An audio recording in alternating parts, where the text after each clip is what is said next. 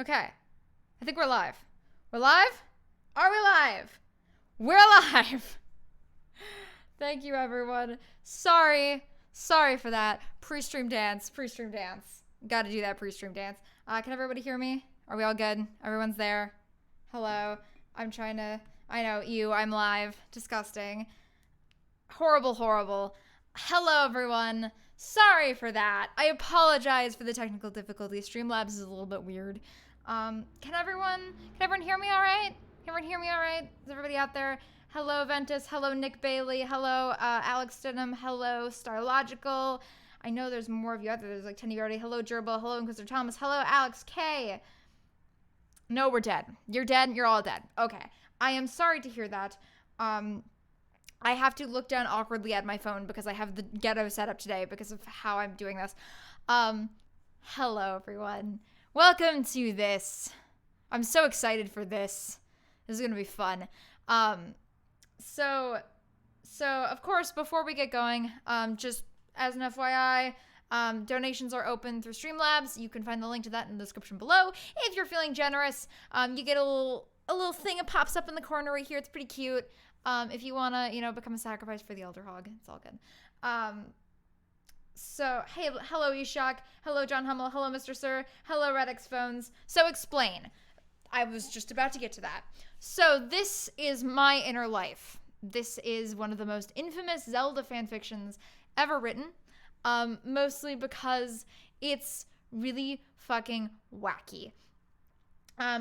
Now, keep in mind that this fanfiction is about 15 years old, so the author has entirely moved on. The author does not care at all.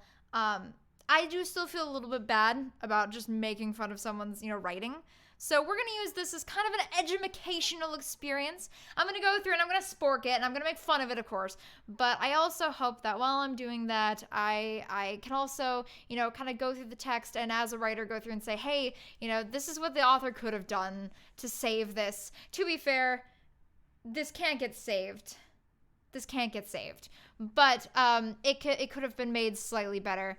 So, without further ado, I know the background's really awkward because I didn't set it up correctly. Hello, that Ozzy, and welcome to the stream. And I'm excited to have you here. As someone who likes my writing a lot, I think you'll enjoy this. So, let's go to here. Let me just fix this. And then we're going to go here. And it's perfect. Okay, cool. So, is there smut in this? Yes, there is smut in this. So, Ventus Agri will stick around till the end. Hello, Otter, welcome. This will be my first exposure to any Zelda content, including the games. So, I could explain what this is, but I think there's no one who can explain it better than the author herself. So we're going to read these author's notes. Is the text big enough? If not, I can make it a little bigger for everybody out there. But just let me know. So we're going to read the first little bit of the author's notes. I'm not going to comment it until I read the end of them, so I hope you enjoy. Hello! Thanks for choosing to read my story. As you might know, I have become a major Zelda fan in the last year. Ever since I played Ocarina of Time, I have grown a fond interest in Link. I started to notice that after I got really into it, I found that I have a strange gift. A gift to lucid dream. I started having dreams about Hyrule and about Link. In a lucid dream, you can control your dreams. The dreams became very real, kind of like a second life, and almost every night I would have another, starting from where the last left off. Even to this day, I still have them. I find that they help me get through life. I know this may sound queer, but for me, the dreams sure help me out. I have shared this story with many other people, and so far all has liked it. Now, as you read this, it is told from my perspective or first-person view. How's it going, everybody out there already? Gerbil, I'm scared. After all, got Starlife as a Twilight fan. Oh, 50 Shades of Grey. What level of smut are we on? Levels. Ocarina of Time's overrated. No, it's not. Fuck you. Hello, Caleb Fernikes. Welcome to this. Off to one hell of a start, goodness gracious. You will find it is very detailed since I remember it all very clearly to this day. The story takes place after Ocarina of Time. Nothing after that happens. No Majora's Mask, no Link to the Past, no Oracle of Seasons or Ages. And there is no love relation between Link and Zelda, Link and Ruto, Link and Malon, or Link and Saria. Because of my feelings about Link, the person that he gets involved with in this story is myself, or actually is my persona. A persona is, for those of you who need to know, a representation of one's personality, or in dictionary terms is persona, N, in biology same as person. So for all you future readers, the story is based on Jenna, a character that is a representation of my personality. Oh my fucking god, we're doing this. We're doing this. She bangs Link in Dreamland. Yes. Yes. No spoilers, says Nick Bailey. That's right. No spoilers. No spoilers. Don't listen to spoilers. Listen. Nobody posts spoilers. It's very important that nobody knows what's going to happen. But if you think this might sound too queer, then you shouldn't read this. All right, I'm out. Bye, guys. Bye. I'm done. Ugh, I'm kidding, of course. I'm stuck here. But then the story is going to turn into SCP. This is not the type of story for those of you that dislike or cannot handle such material as the context of this story. The fuck was that sentence even? I'm sorry, I wasn't going to comment, but the fuck is that sentence? But if you seriously believe you can handle the content of the story, then read on. If you're squeamish about sex, then you should not read this, since this story is a real lemon, and there is a lot of that, heavily detailed, between Link and I, that is, especially during the bonding ceremony. There is also some blood content and strong adult language, so if that's too much, then you should turn back now. Now, I have not finished it as of yet. I have to catch up, since the last dream I had was just after Link and I had the blessing ceremony for our twins, our third and fourth kids. Right now, there's about 100 to 150 pages worth. I'm expecting it to reach at least 300, 350, probably even more. I will try to update as often as possible. I hope that some of you like this. I do not mind sharing it, but please understand that this is very precious to me, as well as Link. So like I said, if the content of the story sounds too queer to you, turn back now. But to all who wish to continue, happy reading. Thanks. Link's Queen. So there's a lot to unpack here. There is a lot to unpack here. What's the best Zelda game? Majora's Mask. Majora's Mask is the best Zelda game.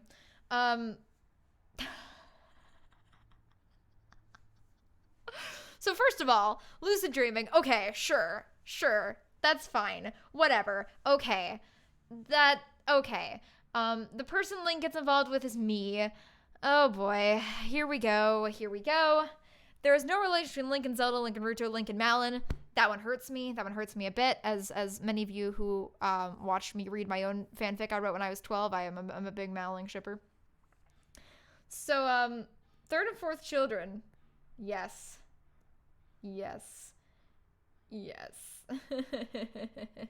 Bonding ceremony. Oh boy, here we go. So also for those of you who don't know, I was also in this position where I had a major crush on Link as a youngster. He is still very attractive, I'm not gonna lie. As an adult. But yeah, I never got this far. Yeah. Okay. I might not read all of these author notes because they're very long, but I'm going to try to comment on them as I go along from here on out.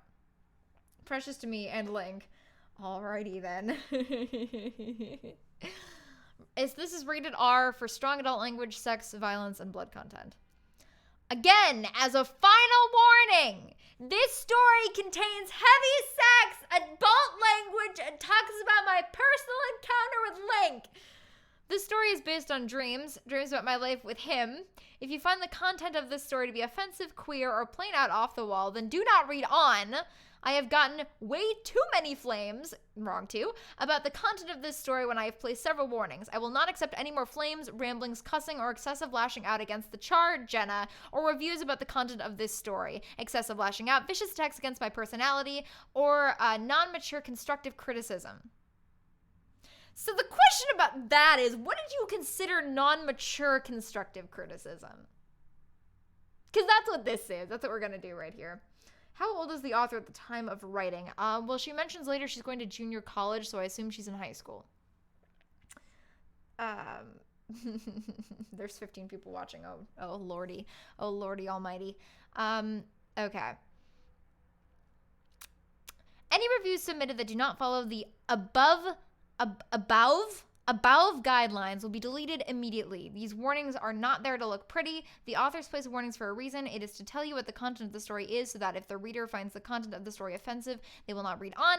Many authors have been complaining about unwanted, excessive, violent, and just plain nasty reviews that have been submitted by readers about their stories, causing fanfiction to grant authors the ability to delete unwanted reviews and block certain readers. I will say this for myself and for all authors on fanfiction: no author twists your arm or holds you at gunpoint or forces you in any way, shape, or form to read their stories. All readers have the right not to read a certain story. It is your responsibility to read the warnings and decide for yourself, if the content of the story is offensive to you, and to make the choice to read on or not. It is also the reader's responsibility to take responsibility. There's a lot of I have to be too responsible. I don't think I can be this responsible. It's a lot of responsibility. Where was I even? Responsibility on how they handle themselves when leaving a review for an author. Leaving a review that is violent in nature only makes you, the reader, look bad and is very immature. If all of us here are supposed to be adults, I mean, it's fan fiction, you're all supposed to be teenagers. Well then, let's conduct ourselves like adults and not like little kids. I only expect the violent lashing out and vicious attacks to come from teenagers, which you all are, not adults. If you people really are adults that are conducting yourselves in the manners I described above, you people really are scaring me. So possibility. So keep in mind, everyone out there, that one of my attempts to become a YouTuber when I was in high school was to spork fan fiction. So I did this story, and I remember distinctly reading half of this and then speeding it up to show how long it was. So I'm going to skip a little bit because this is very, very long. This is just more blah, blah, blah, low self-esteem, blah, blah, blah, blah, blah. And then this seems to happen. She seems to have written this latter half later. I don't know if you guys can see my cursor. I don't think you can. She seems to have written this latter half later. Nothing bad ever happens to the links. Damn, her spelling is almost as bad as yours, Hedgehog. So furthermore, I have realized that this story needs some heavy grammar corrections and that the plot needs some work. Okay. Also, under the advisement of my friend who had recently just completed 2 literature classes, not even writing classes, literature classes, has stated the reasons why people had classified Jenna as a Mary Sue character and labeled her as flat. She has come to the conclusion that most people do not know or understand Jenna's history, so she has advised me to create an origin story to explain about her history before she met Link. This is not the reason people consider her a Mary Sue. It is the fact that the entire world of Legend of Zelda bends around her, as you'll see in a minute. But how would someone in high school be this bad at grammar? I was born with perfect grammar. I was not. How long is this dumpster fire? We're not going to get through the whole thing tonight. We're not even going to remotely get through the whole thing tonight. It is, here, let me show you. It just keeps going. Yeah, that's how long it is. It's very long. So that way she will become more rounded and give people a reason to care about her. It was never my intentions to create Jenna as a Mary Sue character or to make her conceited, because I'm not really like that. Jenna is a persona character, one that resembles my personality, while this story is being told from her perspective. The story is not something that I pulled out of my head like my drawings, it came from my dreams. So I understand that revising the story is going to be hard work and will take time. Since this story is being told in the exact or close to exact order it happened in dreams, changing how fast Link and Jenna marry isn't going to be easy. Even changing how fast they have sex and revising the lemon parts also won't be so easy to do. But I'm currently in the process of revising the story. Also, I've received a college grammar book from my friend, and I'll be investing in a beta reader. I'm also considering taking 2 literature classes at JC to help boost my writing skills. But now I say this: if you people, the reviewers, really have the intentions to help me, then please do it positively and like a mature adult. I'm telling you that it is proven that negative motivation never motivates someone to change. It never has and it never will. I'm pretty sure your parents have taught you that people only respond to positive motivation and not negative. She should remove all references to Zelda terms and sell it as porn for mommies. No, I've read longer. I should probably be ashamed of that. Yeah, it's pretty long, but it's not the longest. Let's see. I'm not closed-minded. I've never have been. We'll skip that paragraph too. Also, as a side note, this is the next paragraph. I never physically hurt anyone with this story. I got one reviewer that said, "Oh God, please stop writing. You're hurting everyone." Now I want to know where I physically touched that person. I want to know how I'm twisting anyone's arm to read this. I have never done anything of the sort in any way, shape, or form, and I do not appreciate being accused of that. If you are emotionally hurt over this, it's your fault, not mine. I'm sorry if it did, but I've placed several warnings describing the content of this story, and if you know what it contains and you do not like this kind of material, then why are you reading it? Lynx Queen, I want to pose this question to you. Do you think people are not reading the story because they don't like sex? I think people are not reading the story because it's garbage. But okay.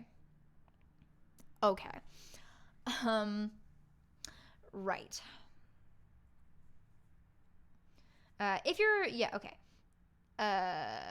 I do not appreciate getting accused for other people's actions. It is your choice as the reader to read the content of the story, and it's not my fault if it upsets you when you knew from the get-go what it contained. So please do not flame me about it. I also feel like a school teacher teaching a bunch of little kids, and I find that this really wasn't necessary, and it shouldn't have had to come to this, but it is very hard, and your reviewers have forgotten how to conduct themselves like adults.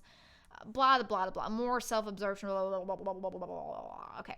Now, please do not read on if you do not plan on leaving me a review appropriately. I.e., please do not read on if you don't expect to positively review this work.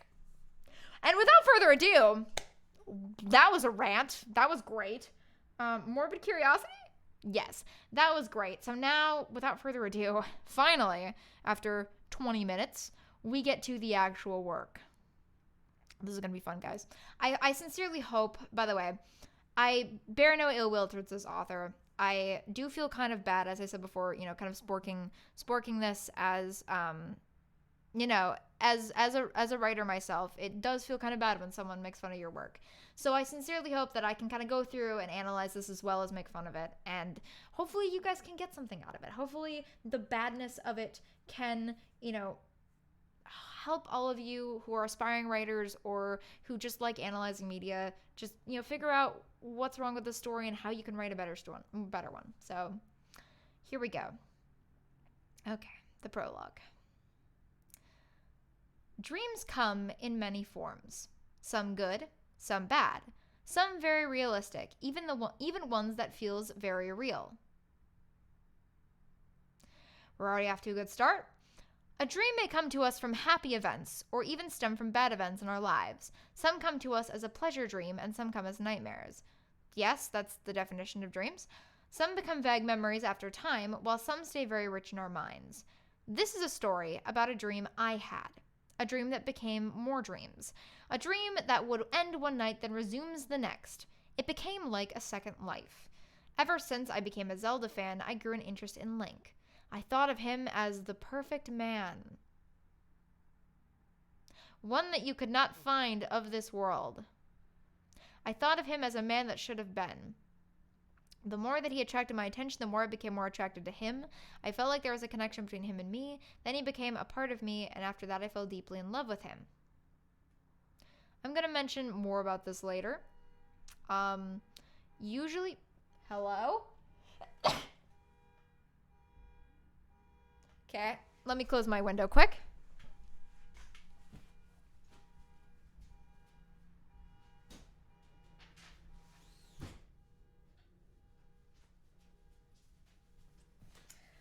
That went on for like an hour yesterday, so I'm not taking any chances. Hello, Kaz, Caden, welcome. Just popping in to say quick hi. Can't stay because of work.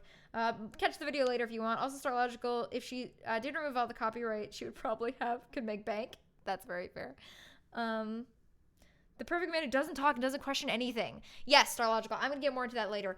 But in my opinion, at least, it's really hard to fall in love with the perfect man because the perfect man is really boring. The perfect man just does whatever you want and agrees with you all the time. It's not fun. That's not fun at all. The perfect man doesn't have his own opinions. He just has yours. Okay. I know that may sound queer to you, but love is a mysterious thing and should not be taken lightly. Love is a very strong emotion, an emotion that should be treasured.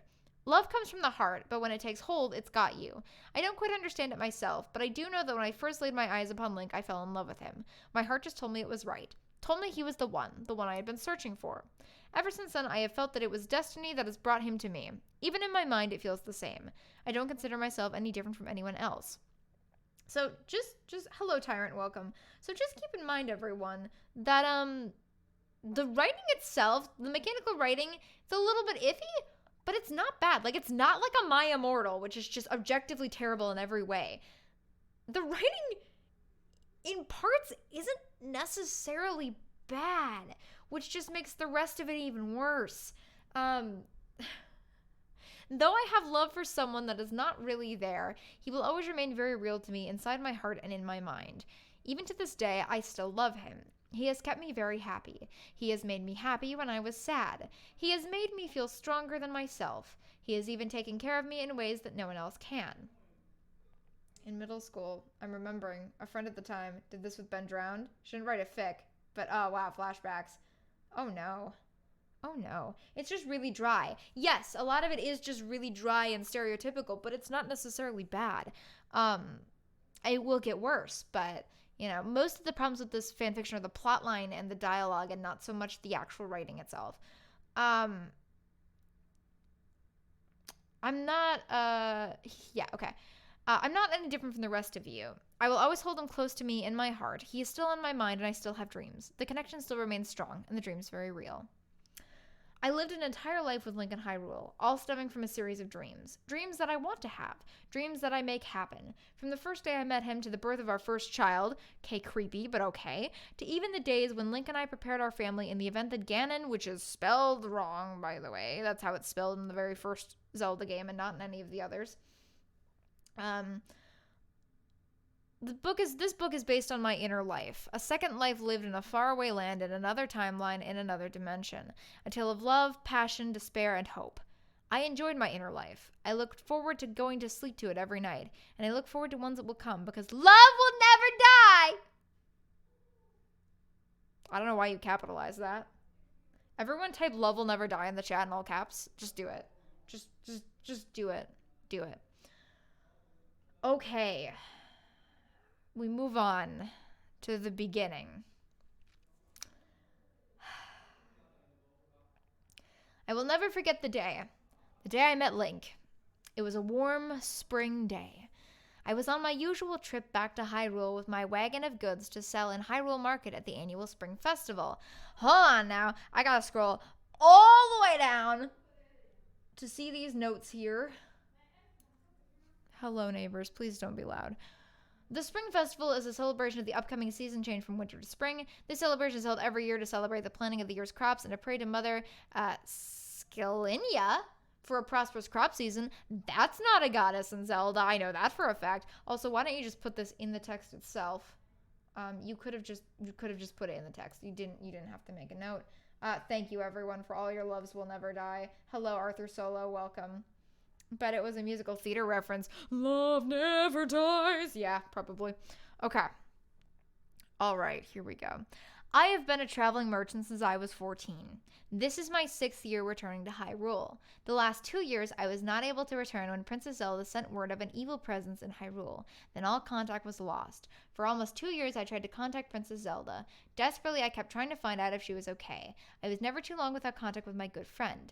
Then I was considering going to investigate when one day word came in that peace had been restored to Hyrule due to the legendary Hero of Time. After some catching up with my old friend, I came to find out what really happened. Seems that a Gerudo named Ganondorf, again spelled wrong, an evil man from Duo Valley, desired the legendary Triforce. Though the Triforce was only told in fairy tales of the children where I come from, I was amazed to find out it really existed. I think if there was a land of people that said, hey guys, the Triforce is real, like it's right here, I think other people would realize it existed. I just hate to say it. I hate to say it. Yeah. Okay. Oh. She told me how she played with things she knew nothing about, and about how Ganondorf tricked the soon-to-be Hero of Time into unlocking the door to the Sacred Realm. Yes, this is just a plot recap of Ocarina of Time. I even noticed that Zelda was a little older than I. Last I saw her, she was 4 years younger than me. It was told to me that when Ganondorf went into the Temple of Time and into the Sacred Realm, time jumped ahead in Hyrule 7 years, yet only 2 years passed in my land and in the rest of the world. Why? Why? Why? why not just have the 7 years pass as normal? Have you either be slightly older and have Link be slightly older, or have you be younger and have been a traveling merchant for longer? Why would you change the plot of the story like that? That seems okay. Just finished dinner now. I'll have plenty to vomit once we get to the fun parts. Oh yeah. Gerbil, who's mildly squeamish about sex, you'll have fun with this. Okay. Why did you change it? Why did you change the story like this? You didn't have to do that. You could have just kept it the same. You could have just worked your character into the world, and then it would have been seen as better. After the Hero of Time defeated the King of Evil, the hero was granted to either return to the past or to remain in the present time. No, that is wrong.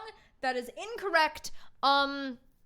I hate this. I hate this so much. You know why I hate this? Because the whole idea of Ocarina of Time, the whole conceit was that you get transported to the future to save this dying world, and even when you've saved it, you don't even get the fucking chance to live in it. You have to go back all over, and you have to try to stop it again before it happens. That's what leads to Majora's Mask.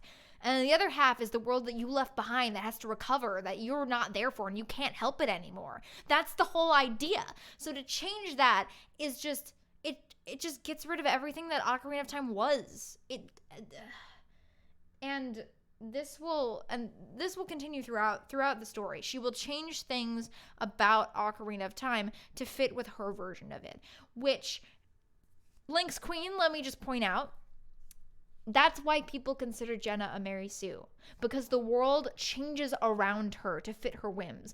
She is not fit into the world as a character that could have already existed there. The world is moved and turned around her so that it fits her, which people inherently hate. Which timeline do you think this fic takes place in? It takes place in the timeline where the hero went forward 7 years and saved the world, except that he doesn't leave the world behind, as I've been talking about. Ugh! Since he chose to remain in the present, Zelda jumped ahead of me in age by 4 years. It seems that everyone in Hyrule jumped in age from the rest of the world. But now that peace was restored, life resumed in Hyrule. As I made my way down the desert trail that led to Hyrule, I begun to think about whom the legendary Hero of Time was. He's a dude. I was very interested in meeting this man. Princess Zelda never told me his name, but I was going to make it a point this time to finally meet Hyrule's hero. This time? Like you had a chance to meet him before? Okay. Here we go. A hedgehog talking about the Mary Sue archetype. I'll be talking a lot more about it later. Okay. Where was I? As I turned off the dirt road and onto Hyrule Field, Hyrule Castle appeared in the distance. Dust and dirt kicked up behind the wheels of my wagon as it creaked along. Then, as I came closer to the gates of Hyrule Castle, a familiar face appeared to greet me. Zelda just appears outside the castle to see her. It's totally fine. I pulled back the reins of the horses. I pulled back on the reins to make the horses come to a complete stop at the front gate, and I realized that the person greeting me was my good friend Princess Zelda, because the Princess of Hyrule, who just got done almost being murdered and imprisoned, is now just totally fine to just come out inside of the castle. No guards, no nothing. It's totally fine. It's not like any of Ganondorf's followers are still alive or anything like that to try to kill her. Is it possible that the author didn't complete Ocarina of Time, hence her inability to get the lore right? No, she would have had to complete Ocarina of Time to know that he gets sent back at the end and to know that all of this stuff happens. So she would have had to complete it or else hear it from someone. So she would have very easily known that Link gets sent back. That's why she mentions that he made the choice not to change it. Yes, thank you, Stylogical. If you really think about it, Hedgehog is a Mary Sue. What? The world changes around me to fit my whims? I didn't know this. Am I just Haruhi Suzumiya? Ooh. Okay, y'all better keep me entertained. And I can cite the now outdated Hyrule Historia. Okay, Alright. I have been a good friend of the royal family ever since my first arrival in Hyrule 6 years ago for Hyrule's annual spring festival. Ever since the first day I met the princess, I have been one of her closest friends. I was even considered part of the royal family. How? How? Link had to sneak into the castle to meet the princess, and you're just a random fuck off merchant and you show up and the Hyrule family says, oh, you're literally part of the royal family now. That's fine. That's fine. Okay. After I climbed down from my perch on the wagon, I ran over to Zelda and hugged her. Hello, Princess Zelda, my good friend. Yes, it is good to see you. How have you been? I am going to read this exactly as it's written, by the way. Looking at her, I could tell she was happy to see me. Oh, it is so good to see you again, my friend. Yes, you just said that. Yes, you just said that. Yes, you just said that. Yes, you just said that. Come, father is waiting to see you. Leaving my wagon to be tended by the stable hands, random fuck off traveling merchant. Stable hands, take care of my wagon.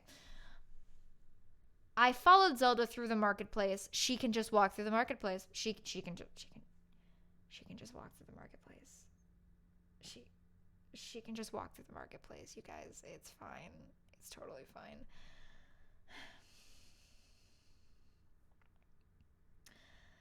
As we approached the castle gates, I saw some of the same guards I have seen in the last few years. Saluting to Princess Zelda and me was a guard named Purina, who never becomes relevant ever again. That dialogue gave me 50 psychic damage. Me too. I'm barely hanging on. I met him a few years back during one of my first visits to Hyrule. He was one of the guards that befriended me the first time I arrived. He smiled a friendly smile as he passed by. It's nice to see you again, Mistress Jenna. What illicit substances does merchants sell? Only logical way that a royal family would like some random merchant. You're correct. She probably sells lots of weed. Okay. As I smiled back, I thought to myself how good it was to be back again. We went through the front gate, and made our way towards the palace garden. Upon approaching the gates leading to the garden, another familiar face appeared to greet me. As we walked closer, I realized that the face was of Zelda's caretaker, Impa of the Sheikahs. As I walked over to Impa, she turned to fully face me, and a small smile crossed her face. It is good to see you again, my friend. How has life been treating you? She talks exactly the same way as Princess Zelda talks. There's no differentiation. Listen, okay, I'm going to take this dialogue right here. Okay, I'm going to come up with better dialogue for Impa right here. It appears you've returned. That's good. I was worried. And even that's not very good, but it's better than what's there. Like, just make the characters talk in different ways. Okay. I'm gonna get really pissed off at this story. All right. Impa asked and put a hand on my shoulder. Oh, fine. Nothing out of the ordinary. I had to chase some thieves off on the first night that I was on my way here. Though after some facing time, I was able to chase them away with my bow. Of course you have a bow. What can't you do? Then I made a big grin as I remembered the looks on the thieves' faces when I rained arrows on them. Well, it seems that with the abilities you possess, you should have no problem keeping your possessions safe. With another smile, Impa gestured for us to go into the garden. Are you going to play Breath of the Wild too? Yes, I plan on it. It'll be a lot of money. I might not pay the full $60 for it. I might wait for it to go on sale or something. But yes, I definitely plan on playing it. I really hope we can play a Zelda, finally. That'd be great. Angry Hedgehog. Okay. That is where I met him. The man that took my heart. As we walked into the garden, I saw a young man in green with his back facing us, polishing a rather odd sword. As I watched him, I had begun to notice something about the sword. It had a rather odd shape on the hilt. The hilt was blue, with the top of the hilt looking like a fish's tail. That's not a good way to describe the Master Sword. That's not a good way to describe the Master Sword. Is there any video or books that teach one how to write realistic dialogue? Asking for myself. I don't know of any specifics because I am kind of self-taught in that way. I'd recommend watching a lot of TV shows that have good dialogue because that really helps you plan dialogue out. I would recommend Doctor Who's actually really good for dialogue. Doctor Who's really good. Let's see, what are some other good shows? Anything by Joss Whedon. Buffy the Vampire Slayer, Firefly. Those are both really good shows for getting in the mood for dialogue. As far as actual books go, I can't think of any off the top of my head. Terry Pratchett. Read Terry Pratchett for realistic dialogue. finally play as Zelda, but Hedgehog. We already have a game where we can play Hedgehog. We can play me? It's just a really bad CDI game. That doesn't count. That doesn't count. Anyway, okay. We've described the Master Sword. The sword looked rather strangely familiar. I leaned over to Princess Zelda and asked her who the young man was. That is the legendary hero of time. His name is Link, Zelda replied. My eyes grew as big as saucers as I turned to look back at him. You mean he is the hero of time you told me about? The one who saved Hyrule? Then that must be the legendary Master Sword he is holding? I wrote shit like this when I was 10. Come on, I was 10!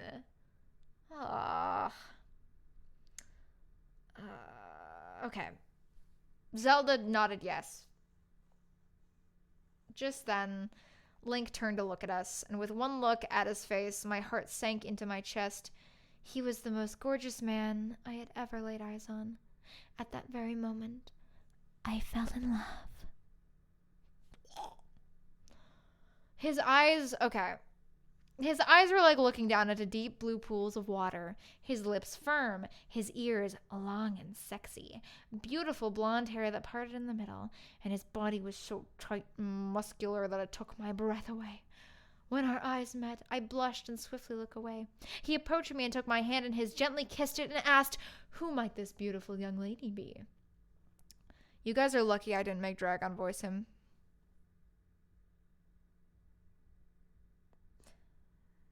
Guys are lucky I didn't make Dragon voice him. Oh, God. Okay. I turned my head back to face him, and as our eyes met again, I blushed. My name is Jenna. I'm a traveling merchant from the great Libyan coast. My village is there. This begins a trend where whenever she starts a new sentence, she will include quotation marks. So it's very confusing to figure out who is talking. Just as an FYI, don't do that. Just don't do that. With this writing, I'm certain there's going to be an as you know somewhere in this fic. It's coming right up. Okay. I have been a friend of the royal family for a long time, and I've come every year for Hyrule's annual spring festival. You already told us all of this. You don't need to repeat it just because Link doesn't know. You can find a different way to tell him that. He looked into my eyes and smiled. Watching him smile made my heart pound in my chest. He again took my hand in his, kissed it again, and spoke. Nice to meet you, Mistress Jenna. You are as beautiful as a winter rose, he said as he stared at me with his enchanted blue eyes. Thank you, I stammered as I blushed again. Okay. Negative 30 psychic damage, negative 20 sanity. How can he be the perfect hero if he has dialogue? Dragon's the lucky one. Okay, so I figured out how to fix this opening scene. Because this opening scene is utter garbage. So here's how you fix this opening scene. You make Jenna new. You either bring this back several years. You bring the scene back several years, either to when she's very young, and maybe she meets Link as a kid, and then meets him again later. Or you make it so she is new and doesn't know anyone. You contrive a series of events that gets her to meet the royal family if you really want her to meet the royal family. I think it's unnecessary. I think she could literally just run into Link. I think she could run into Link in the market and be totally fine. I think that could work. You could even have a cute whole little subplot where she thinks he's just a random dude and he's really nervous to tell her he's the hero of time because, then he's afraid she'll just like him for, his hero-ness and not who he actually is. And then they eventually have a whole conversation about it when, a bunch of people try to attack him or whatever. And she's like, who are you? I'm the hero of time. Oh, my God. And it could be great. I mean, it couldn't be great because nothing's great with original characters as the main characters, but it could be better. You should just skip over Link's dialogue. That'd be hilarious. I could do that. I could probably actually do that, and you'd still understand perfectly what the story is saying. Okay. What are you doing tonight? He asked with a soft smile. Right in front of Zelda. Just right in front of Zelda. Fucking A. Just right. No class. This guy has no class. He's not the Link I know. This guy has no class. Oh, God. Okay, stunned, not believing my ears, I turned and looked directly into his eyes again. Nothing, really.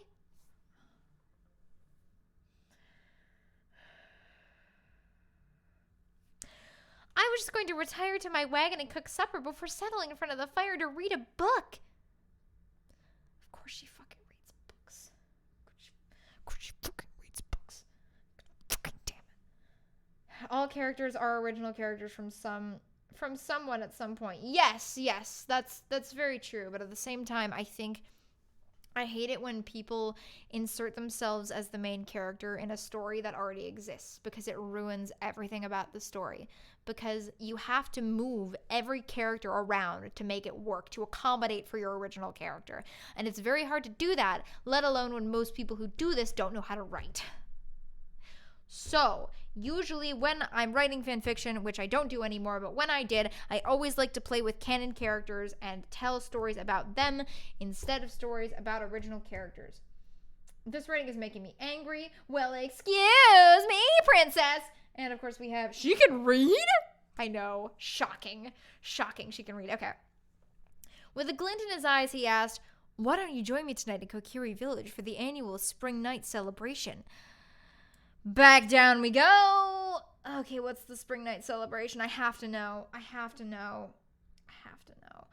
Spring night is a celebration feast that happens before the spring festival. Spring night is kind of like our Christmas Eve.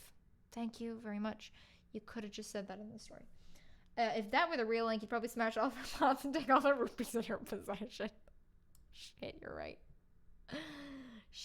right. Okay, where were we? We were, oh god, okay, all right. I just want to point out, right, okay, so this right here, this is the beginning.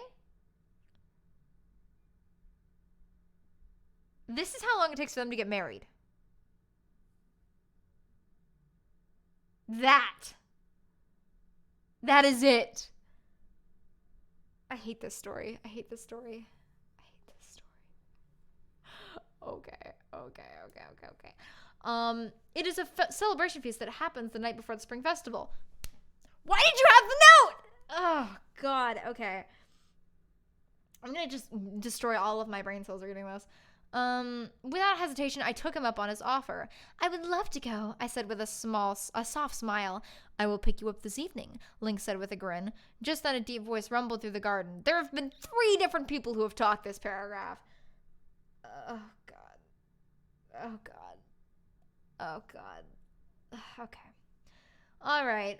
Jenna, my dear friend, how have ye been? A grandfatherly face appeared before me. We're just going to start a whole nother scene here. It doesn't matter. We're not going to resolve the previous one. We're just going to start another one. With a smile, I curtsied before the king. King Zelda!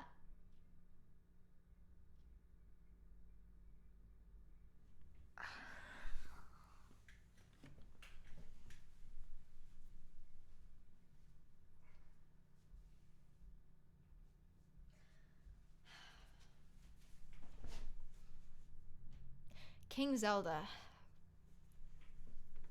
That is all. It's like watching a car crash. You just can't pull your eyes away from it. King Zelda. King Zelda. I've even read it before, and it just hits me every time. I take 100 psychic damage every time I see that. My old friend, how have I missed you? I have been just fine. It is really nice to see you again, I said with excitement in my voice. As always, the king thought of me as a daughter. Why don't we see how that happened? Please, just show us how that happened. Don't tell us it happened. Just show us how it happened. Okay.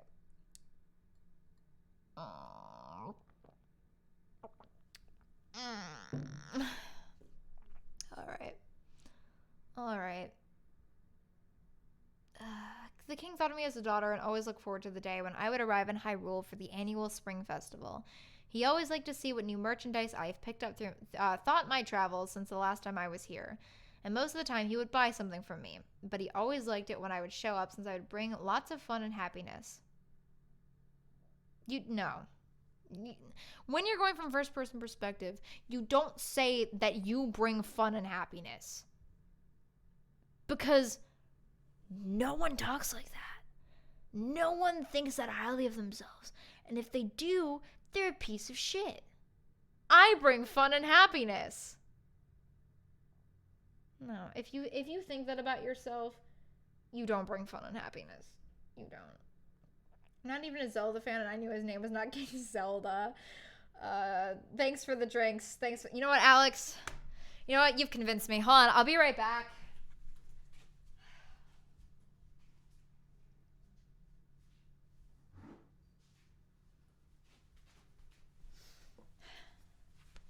I need a drink for this shit. I need a drink for this shit. I'm not gonna have even a full shot, but I need a drink. Hold on.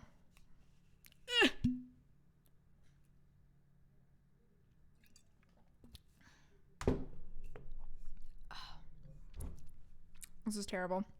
I'm gonna bring this back so I don't drink anymore. This is terrible.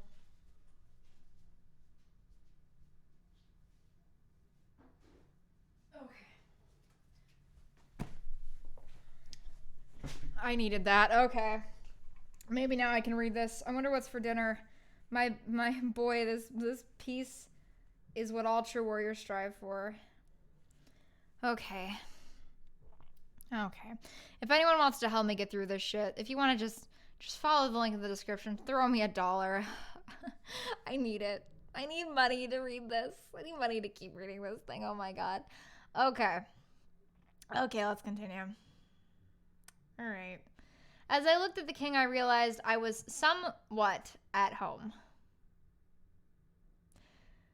As he started to approach me, I ran up to the king and gave him a hug. How I missed him. You didn't hug him before you talked to him? Okay. Ever since my parents died when I was very young, I never let anyone get very close to me. You've let many people get close to you. You just said that you bring fun and happiness. You just said, I'm concerned Hedgehog isn't going to survive to see the end of this stream. I'm not. I'm not. I'm going to lose all my brain cells, just become a gibbering mass.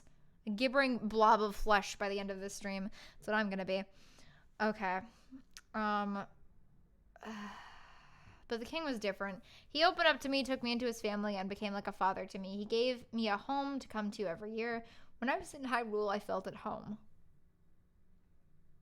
Bring fun and happiness to all. I was literally typing a reminder about that, and you just had to bring it up. Grr. Well, you might as well bring the link. You might as well type the post. You might as well link it, Dribble, just because no one will go to the description. They will all just look at yours, because people are lazy butts. Okay,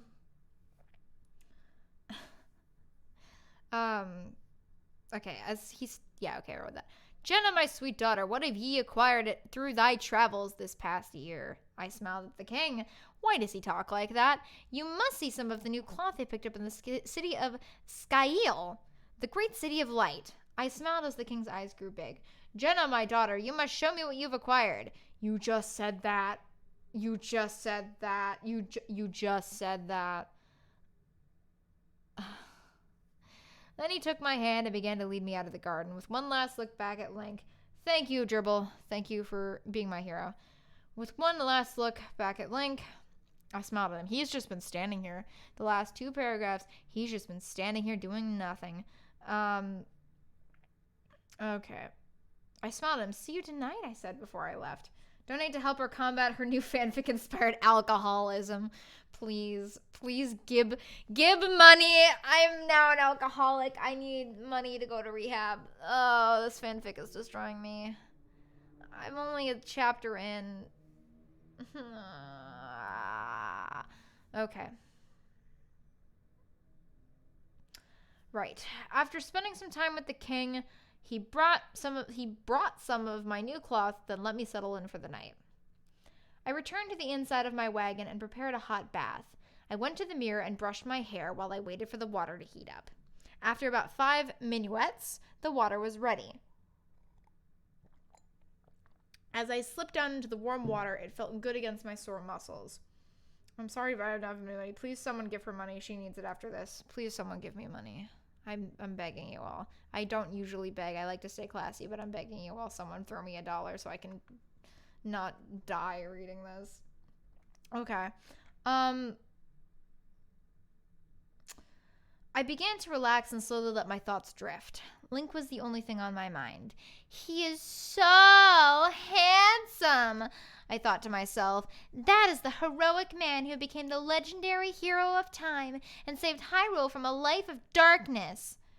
Though something tugged at the back of my mind, I remembered that I had wanted to marry one day. You're already thinking about marriage. You haven't even gone out with this guy yet. And you're already thinking of marriage. What the hell? Oh my god.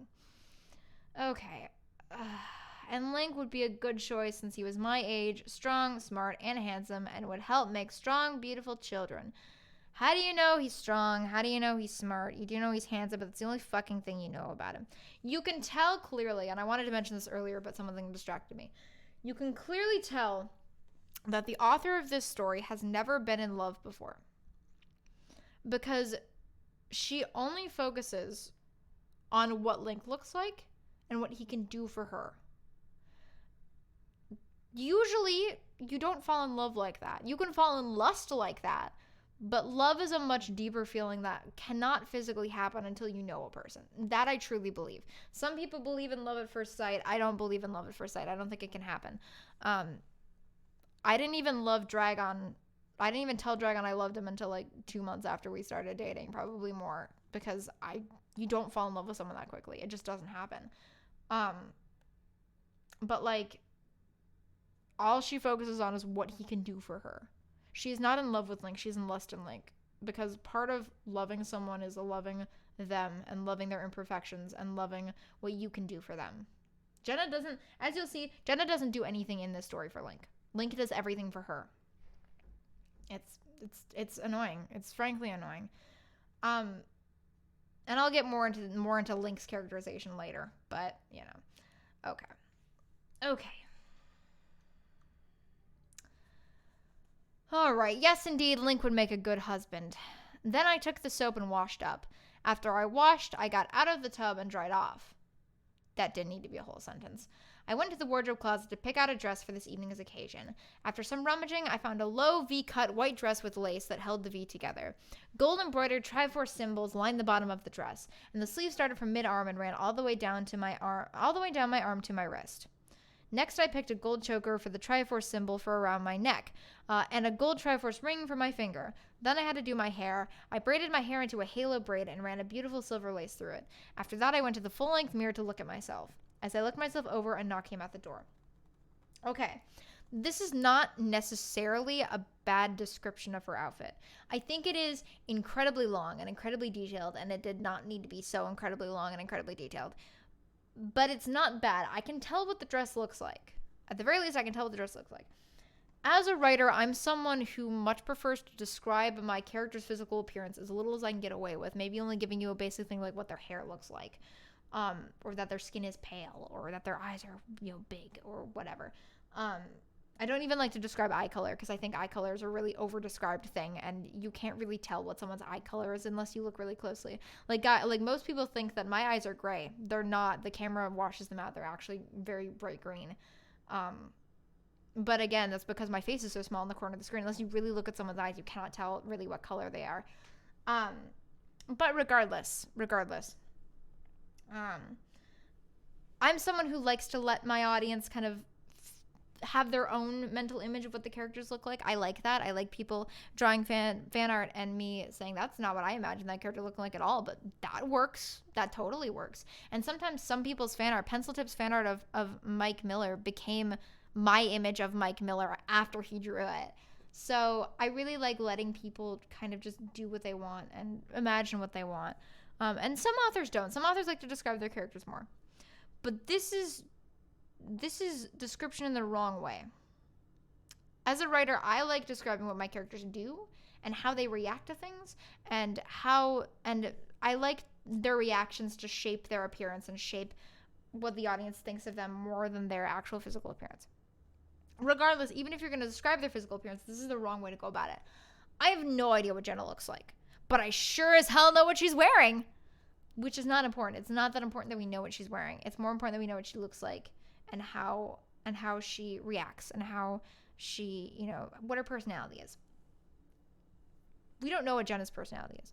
And one moment she says she's closed off, and another she says she brings fun and happiness. She just seems like a nice young woman who likes to read books. Like, we don't know anything about her. It's very sad. So that's I would have condensed all of that into one sentence. I would have cut out everything about the chokers and the rings. We don't need it. Cut down a lot of the dress description. Keep the sleeves. That's a good, cool little detail. I like that. And then maybe have half a sentence about the hair braid. And that's it. Anyway, someone's just knocked at her door. Come! I yelled. You're a low-class traveling merchant, huh? A low-class traveling merchant. Mm-hmm. Appearing in the doorway was the man I had set my eyes on. She just wants his dick. She wants his sperm. She wants Link's sperm! She doesn't want Link. She wants Link's sperm.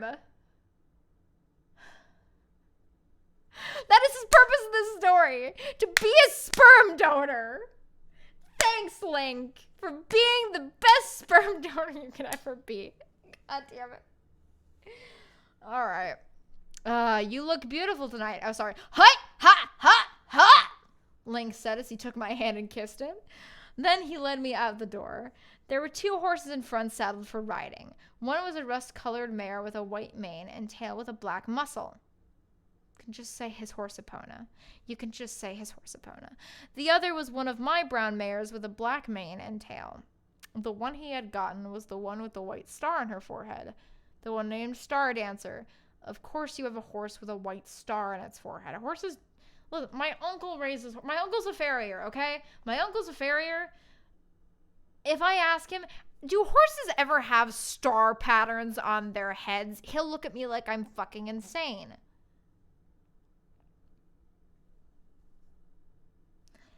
I know this is a dream.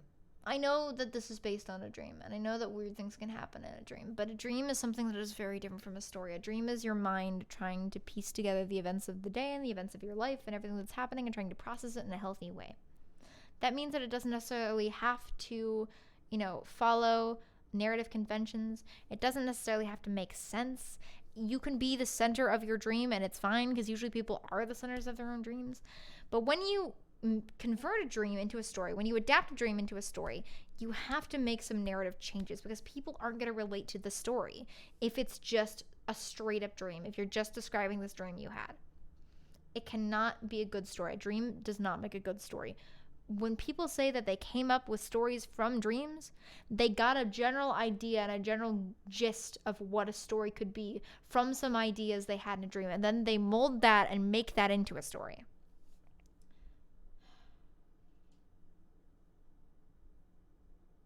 The horse is star because he got a tattoo. Quit hating. Hey, Alex Stidham. Thank you so much for donating through Super Chat.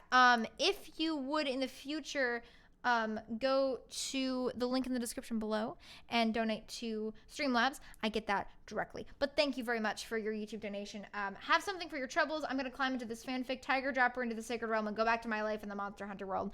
Very fair. Please do that. Please do that. But thank you very much. Hey, there are... Oh, I thought there were 16. That's 10 people. That's fine.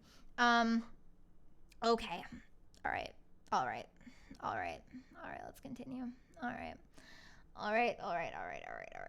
He led me to my mare and helped me into the saddle. Then he mounted the other horse. Looking back at me, his eyes seemed to glow in the moonlight. Follow me. I will lead the way. Then he booted the horse in the legs and took off at a slow gallop. I then followed. We rode to the south side of Hyrule Field and came upon a long, dark tunnel. This way, Link called. Through here. I watched as Link disappeared into the tunnel. Then I followed. At the other end, we crossed a bridge and then into what seemed to be a village. Little people wearing green clothes that looked like kids started to surround us when we stopped. Oh God, they're the children. Oh God, the children are surrounding us. Ha! This is Kokiri Village, the place where I was raised. Ha! Ha! Hoo! Ha! Ha! Link said as he dismounted. After I dismounted,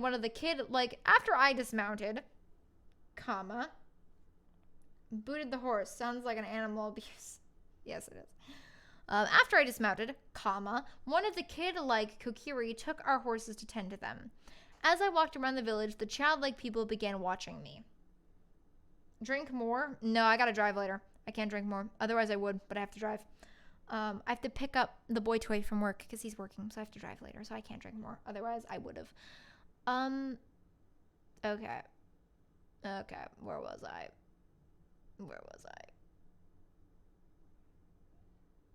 They all seemed very curious as to who I was. As I looked around at them, I noticed that they had something floating around them. As I took a closer look, embrace the Monster Hunter life or Jag Zelda life. I have always wanted to get into Monster Hunter. Do I own Monster Hunter World? Someone might have gotten it for me. I can't remember. I don't know. Either way, I will play it eventually. I've been intending to. Blah, blah, blah, blah, blah. Okay. As I looked around at them, I noticed that they had something floating around them. As I took a closer look, I noticed that they looked like fairies from the fairy tales told to us in our village as kids. Were these really fairies from the stories I heard as a child? I thought to myself, why are they in quotations then? Did you say that out loud? I think you said that out loud. Just then, one of the Kokiri, a young girl, approached me. My name is Saria. What's yours? The young girl asked. My name is Jenna. It's a pleasure to meet you, I replied. Are you the one that came with my friend Link to our Spring Night Festival? I'm gonna murder you, bitch. He's mine. Saria's eyes seemed to glow at that moment. Yes, he invited me, I said as a smile crossed the Kokiri girl's face. This is yet another just big Mary Sue red flag, because all of the other love interests so far, we have seen 2 of the 4 love interests that Link has in Ocarina of Time. Of the 4 we've seen, all of them are entirely okay with this happening. Even if they don't have any feelings for Link, they are entirely okay with their friend dating this random weirdo, and they love the random weirdo immediately. She's their favorite person. They're so okay with him fucking her because they like her so much. Ooh. I could tell that she knew I had my eyes set on Link, though she remained silent about it. There were male Kokiri as well. One in particular was named Mito. He was the leader of the Kokiri and a dear friend of Saria and Link. He had a sense of humor, but he yet remained stern and headstrong, for he was their leader and was responsible for their lives. Mito's a little bitch. Mito's just a little bitch. It was time for a feast. It was time for the feast. Saria gestured for me to join them at the feast table. Fairy godparents. Well, that's what you do for friends. Yeah, but there's no drama. In real life, sure, but this is a story. You need them to have some kind of reaction. If you're dating their friend, there needs to be some kind of sense of, she seemed slightly sad, even. Something. Don't have her be entirely okay with it. No one's entirely okay with you dating someone they like. Okay. Ooh. She led me to a seat next to Link. As I sat down next to him, she smiled and winked at me. Did she plan this? I asked myself, and then smiled. After a moment, I looked over all of the food. There was a great abundance of food to eat. There was cooked pork in a rich chestnut cream sauce, beef stew, cooked turkey, all different kinds of cheeses, bread and butter, cooked vegetables, and even many kinds of fruit. It's all fun and games till one of them comes in yandere. My mouth began to water as I combed over the food. Okay, question for you. These are little kids who live in the woods. These are little kids who live in the forest. How the fuck did they make beef stew? Just question.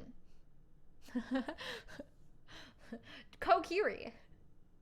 Live in the forest with children, but eat beef stew? Curious. Anyway. Okay. After I served myself, I began to eat. As I was eating, I could not help but notice that Link was watching me out of the corner of his eye. I could feel his stare, though it was pleasant. Then our eyes met, and a smile crossed his face. As I stared into his eyes, they seemed to glow under the light of the moon. You already said that. He even looked more handsome in the moonlight. And I told myself that I would be crazy to pass up a man like him. After everyone finished eating, she's so horny on me, you guys, all of the Kokiri got up and started to dance. Some of the Kokiri even played instruments. As the music drifted in the air, Link took my hand in his. Would you care to dance? I looked at him and smiled. Yes, I'd love to. Unrealistic? Men don't dance. Unrealistic. Men don't dance. Anyway, I'm just salty. Don't mind me. Every man I've ever dated or even gotten close to dated doesn't dance. It's lame. Men, you're lame. Stop being lame. We danced and drank long into the night, and to show my appreciation, I even did a solo dance. Who the fuck is this? What the fuck's she doing? Why is she... What? Who is this lady? Hey. Listen. Okay. Then after I did my dance, I went to sit down and rest. I was tired.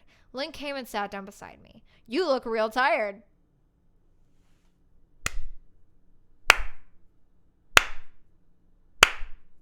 Way to go, Captain Obvious. Are you ready to retire? Link said as he put his hand on my shoulder. Which way to the nearest black hole? I need to jump into one for no reason. Hello, Venom Gaming. Welcome to this. We're reading a Zelda fanfiction. It's very bad. Okay.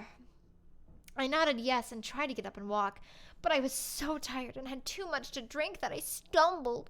Catching me in his arms, Link led me back to where I was sitting. I think it would be wise if you stay here tonight. I have plenty of room and I can escort you back to the castle in the morning. Link looked at me with a worried look, and I decided to stay. And that is how we spent every night together, even up to the night when I finally shared his bed. I started to know within inside myself that Link was the one I wanted to be with. You've been out for one date. You've been out for one date. Listen. I have experienced connections with people that were sudden, and I felt like I'd known them for a long time. You do not know you want to spend the rest of your life with someone after knowing them for less than 24 hours. Also, as a guy, I can confirm I can't dance. I don't know how. There, you just danced. Well done. Okay. Even more so on the night when I shared myself with him. Okay, there should be a time skip here of some kind. There should be some kind of indicator that we're skipping ahead in time. Did you just say Zelda fan comic? In that case, hey, look, listen. It's a Zelda fan fiction, technically, but, you know. It was a warm spring night, and night had just arrived.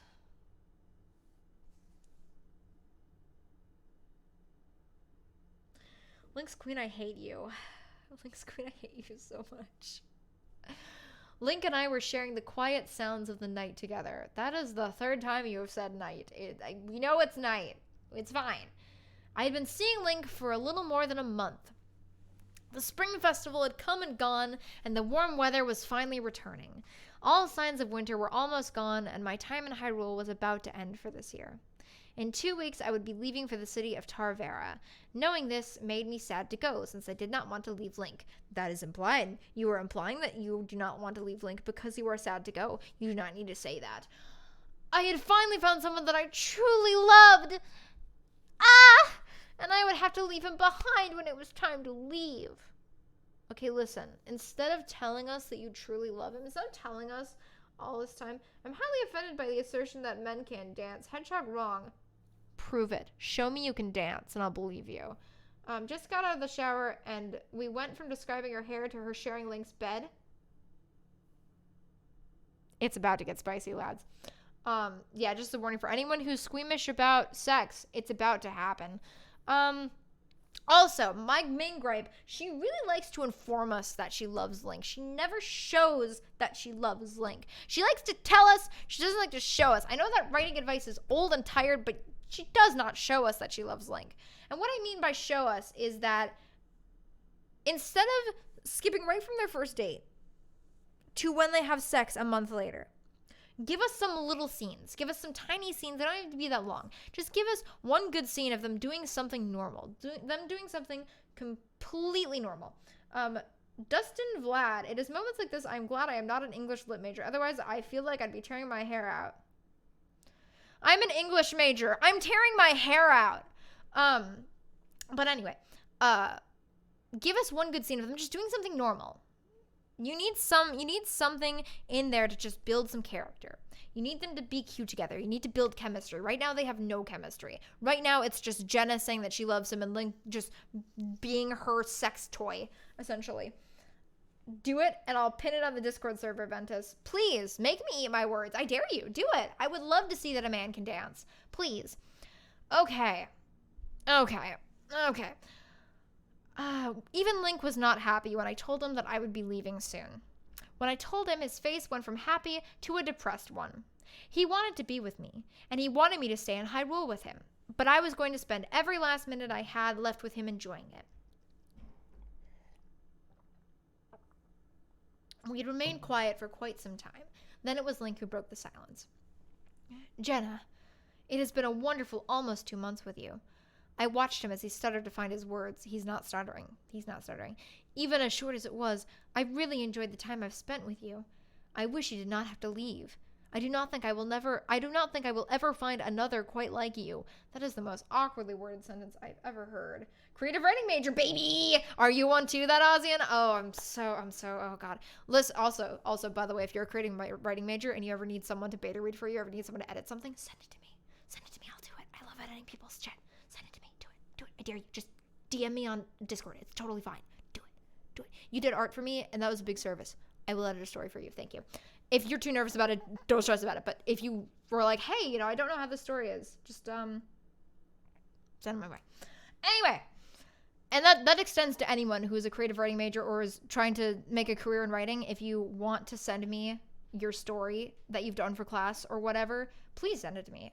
If I have time, I will totally edit it. Anyway. Okay. Link said as a look of sadness appeared in his eyes. At that moment, I was on the verge of tears. I was in love with him. I leaned over and softly placed my lips on him and kissed him tenderly. Then he looked deeply into my eyes and told me he loved me. With those words, I began to cry. I had never felt this way before, like the way he makes me feel when I'm with him. Also, just gotta walk the dog. Can't wait to see the drastically different place when I return. They're gonna miss my request. Oh no. All right, anyway. As someone who was in a long distance relationship and as someone who has had to say goodbye to the one they love many times, this is not written well. There's not these big confessions. There's not this like, I love you. I'm so sad I have to leave you in 2 weeks. It's just quiet. It's just quiet. There's no words. You just sit there and you maybe hug him. And you can just feel the sadness. And that's how it works. It's not like this. It's not like this at all. I think it is really funny because I first read this story. Thanks so much for the offer. Please take me up on it if you like. I think it's funny because when I first read through this story, I hadn't been in a relationship or anything like that. And now going back, it's even more horrible. It's more horrible than it was. Oh God. Okay. He gently took his hand and wiped away my tears. Then he put his hand underneath my chin and slowly lifted my head up until our eyes met. With his hand, he drew my face close to his, gently placing his lips on mine and kissed me softly. At that moment, I took the opportunity to deepen the kiss. As our tongues met, I started to feel his hands caressing my body. As he gently caressed my body, I let out soft moans into his mouth. Then he moved his lips to my neck, placing sweet nibbles on it as his hands trickled up my back to the clasp of my dress. Little by little, he slowly started to remove my dress, and I felt my body quivering under the gentle caressing of his broad hands as he pulled my dress down off my legs and tossed it aside. How did he do that? Okay, so right, okay. I rather read Spookily the Square Pumpkin while listening to Rickroll song meme than read a Link fan comic that have writing errors. Yeah, it's your life now. Oh my. Yes, so how he did this is he undid the clasp from the back, and then he just, in one motion, just whipped it off. Is she on top of him right now, or is she on the bottom of him? Based on everything that happens later, Jenna is a bottom. So if she's on top of him right now, that means you have to awkwardly shimmy the dress between them. If she's on the bottom, are we still here? Is it just to suffer? Yes. If she's still on the bottom, he has to work with the ground. He has to shimmy this thing off. As someone who's done this a lot, this is incredibly awkward to do. It is not sexy. It's not sexy. Anyway, I'm just annoyed at the prevalence of really sexy sex, because that's not what sex is like at all. I wish more people would write about sex how it really is. Like, honestly, like, sex is the most awkward, weird thing I've ever experienced in my life. Like, it's really not that hot. Anyone watching it would not think it's hot. Anyway, do dresses work that way? No, they do not. Anyway, for anyone thinking I'm getting too personal, I'll move on now. Okay. Okay. Slowly, he moved back to my lips and kissed me forcefully. His tongue began probing my mouth. My tongue slowly met his, causing it to intertwine with his, tasting the sweetness of him. Saliva! Yum! Oh, and is that the pizza you ate for dinner? Delicious! Then we broke off the kiss, and I looked into his dark blue eyes as I reached up to remove the belt from around his waist. Slowly, I pulled off his belt, letting it fall to the ground. Then I slipped my hands under his tunic and slowly removed it as his lips went to my breasts. Where are they, by the way? They said it was a warm spring night and night had just arrived and they were sharing the sounds. That means they're probably outside. They're just outside, just stripping. They're just stripping. It's fine. Don't worry about it. It's fine. Okay. This is so ridiculous, you guys. All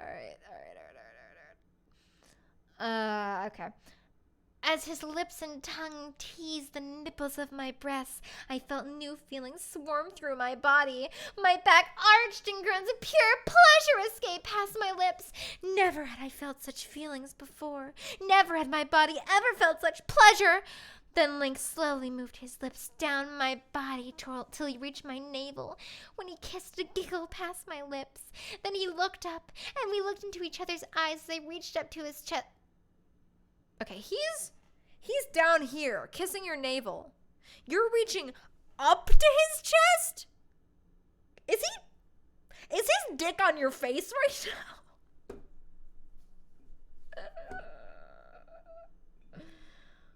Okay. Apologies, but the quote that my friend inspired: sex is sweat and regret. Ventus says, damn, this is getting kind of steamy. Someone ought to put this on Pornhub. Please don't. I don't want to get famous on Pornhub as the person who reads slutty fan fiction. Okay. Because someone will get off to it. That's terrifying. That's a terrifying thought. All right. Okay. I reached up to his chest and placed my hands in the lace that held the collar together of his white undershirt.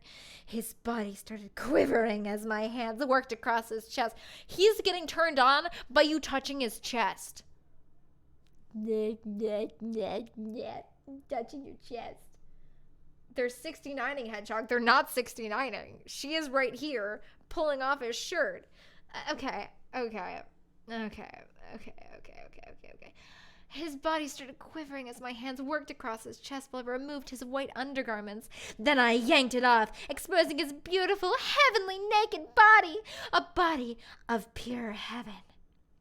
Our lips met again as he gently pushed me down onto his bed, climbing on top of me. I begun to feel his heart beating in his chest as his lips moved back to the nipples on my breasts. Soft moans of pleasure passed my lips as he nibbled gently on my nipples, causing them to become erect.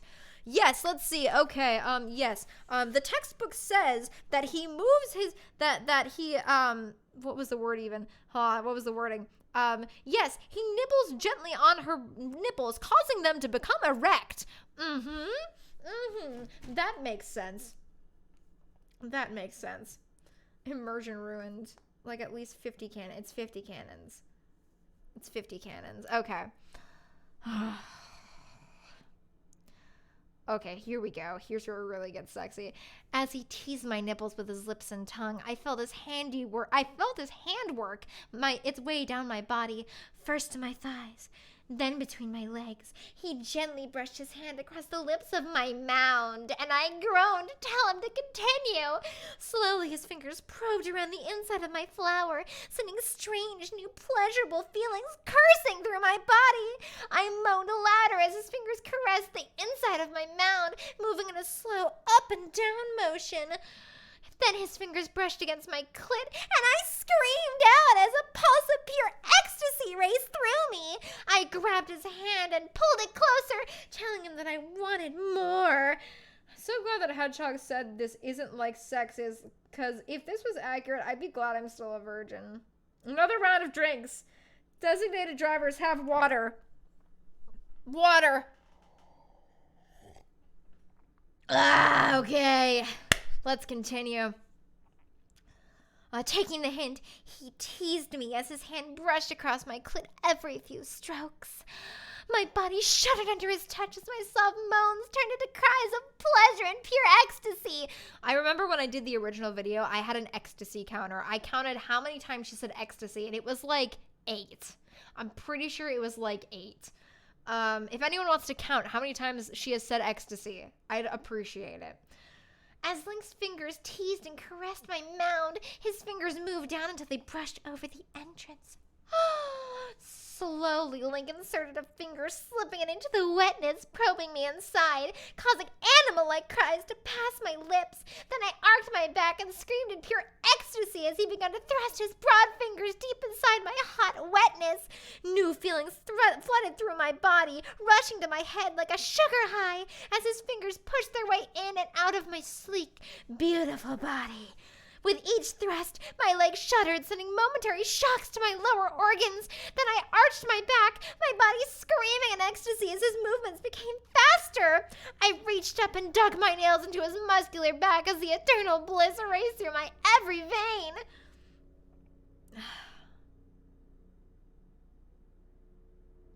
Okay, I need to insert one more time. I'm having tea because I have a cough and work tomorrow. I'm glad you're having tea. I'm glad. Management would like to tell the designated drivers you are the real MVPs. Oh, yeah. I would just like to point out, before I continue, let's take a small break before we continue.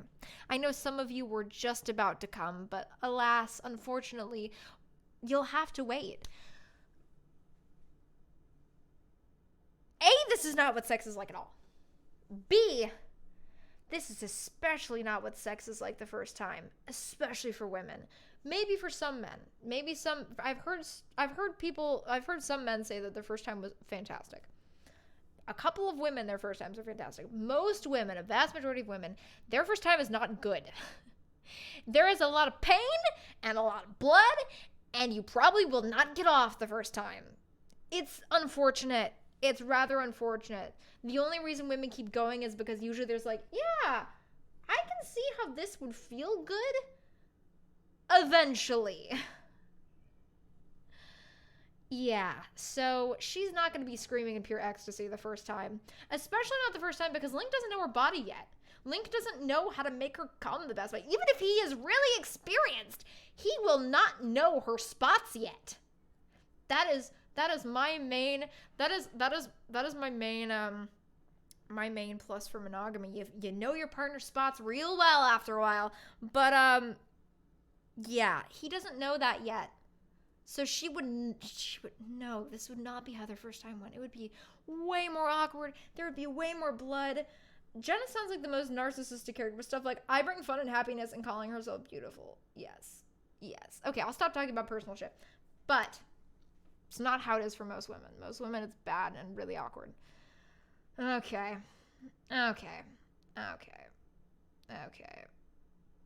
I began feeling jolts of pure hot passion surging through my lower organs, through my bones. I felt myself starting to climax. That is true. She could potentially. She would probably come from a finger. She probably wouldn't climax though.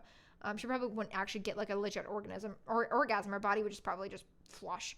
My back arched again, and I grunted in cat-like sounds. Is that what you're doing? Ow! Ew! Ew! Is that what the noises you're making?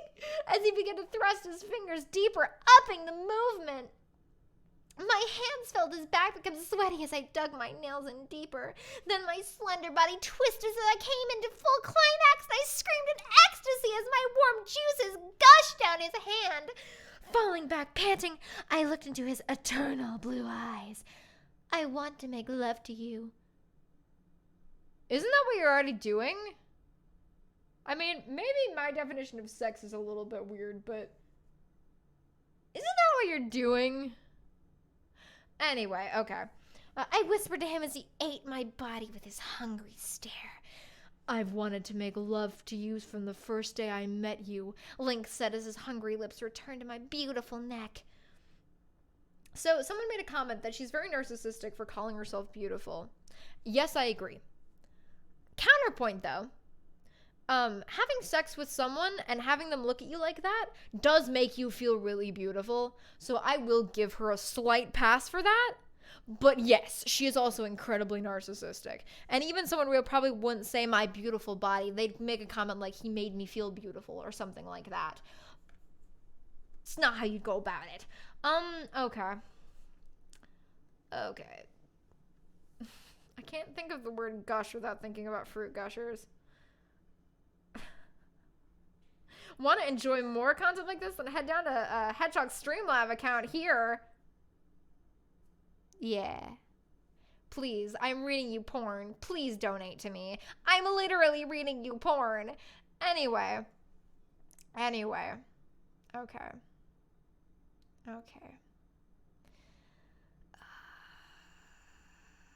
He pressed his hot body down against mine as I ran my nails down his sweaty back, and I felt our hearts starting to beat faster as our bodies became hungry for each other. Then where I lost my place. There we go. Okay. Suddenly, strange new feelings began to surge through me as our passions ignited. Then, as he penetrated deep inside my sweaty body, the feeling rushed through me like a raging river. The feeling of feeling like a woman.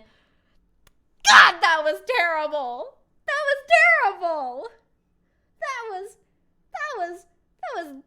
terrible. Okay.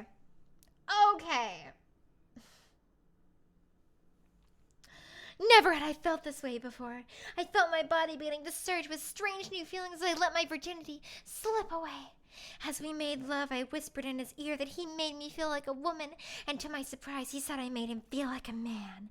We made love long into the night. You would not be able to do that your first time. You will destroy your poor vagina. Your poor vagina. Oh my God, it must be destroyed. It's just ribbons. It's just tattered. It's done. She will. Gerbil, will she have vodka? Water with a vodka label. She will, but only if the tip ends with 0.69. Yes. I would like to curl into a ball and condense into a black hole. I would like to very much do the same thing. Okay. Fulfilling each other's hot desires and fantasies. And I thought to myself that this was the one thing I did not want to miss. I wanted to drink in every part of him, and after it was over, I could not wait to feel him again. The next few days were depressing. Us knowing that I was leaving in less than 2 weeks made us depressed. The nights were spent mostly quiet except for the occasional sigh. I was beginning to think I'd never be this happy again. Link made me feel special. He made me feel like a woman. You already said that twice. And he was my first. Do I really have to leave? I asked myself, but then I remembered that the places I traveled to every year were counting on me, so I had to go, love or not. It was the day before I was leaving. I was at the marketplace for the last time for this year. I was at my stand selling what I had left when I saw Link enter the market and headed for where I was. As I watched him, I wondered if this was going to be the last time I was ever going to see him. I began to cry when he approached me. Taking his hand, he gently wiped away my tears and told me not to cry. He looked deeply into my brown eyes and told me he had something to tell me. Then, he got down on one knee and produced a small gold box. He opened it to reveal a gold diamond ring inside. With a loud gasp, I clapped my hands over my mouth. Then he took my hand in his. "Will you marry me?" he asked with hope in his eyes as I started to cry again.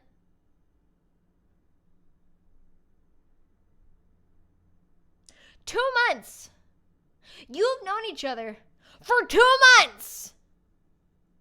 I didn't even tell Dragon I loved him for 2 months! Hey, Dustin Vlad!" He appeased the elder hog with $10. What did he say? "I felt this gift was appropriate to use. Kappa." Oh, he did the Kappa. He did the Kappa emote. Thank you, Dustin Vlad. That means a whole heck of a lot to me. Thank you so much, buddy. That's so helpful. Thank you. I will read you more porn. In response, I will read you more porn. Okay. All right.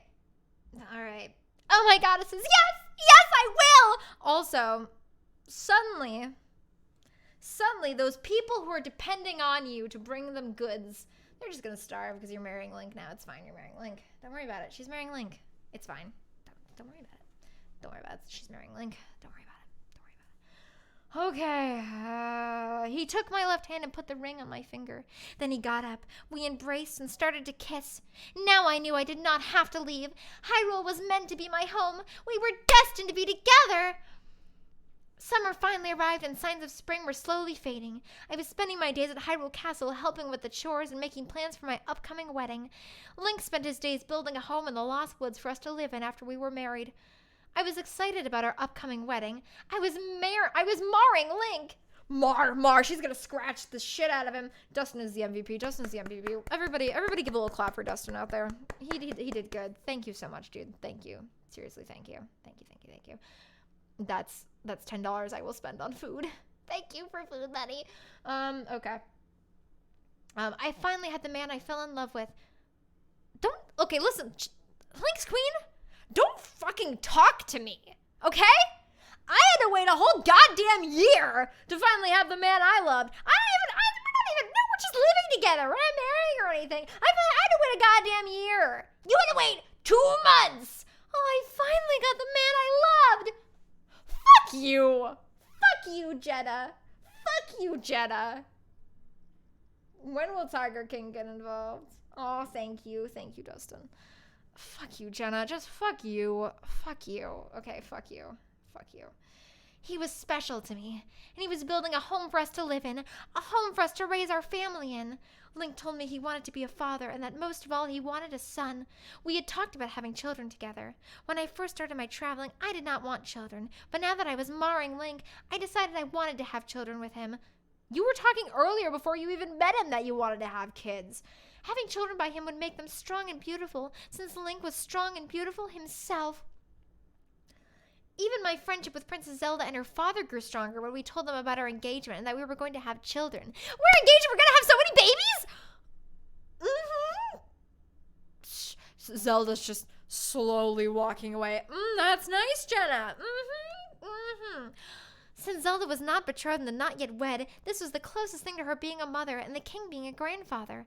Now that we were wed, my life was almost complete. Okay, so there's no jealousy from Zelda. There's no nothing.